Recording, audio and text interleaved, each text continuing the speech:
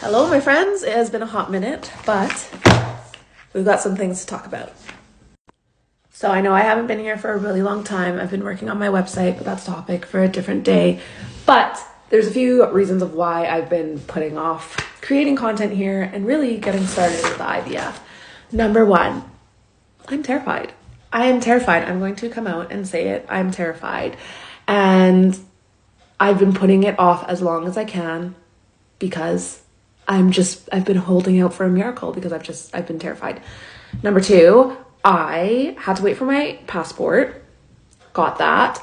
But then the other thing was, Paul and I really don't want to have a baby in January or February.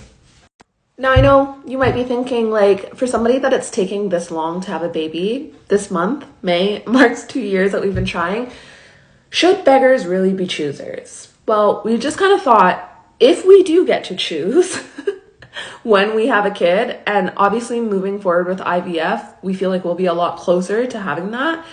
Would we want to choose the 2 months where we don't want to really have a child? No. So here's the thing with babies in February or January and February. My birthday's in January, and here in the UK, people only get paid once a month. Having a baby at the end of January, people are always so broke.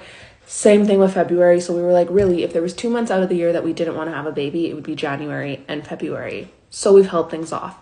But I've got to start this process like now because my visa is expiring. Last time it was my passport expiring. Now it's my visa. Now, here's the problem with that. See this article here that the BBC just put out?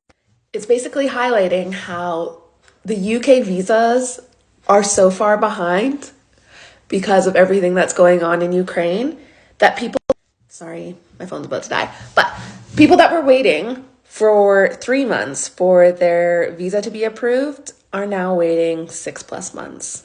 So what does that mean?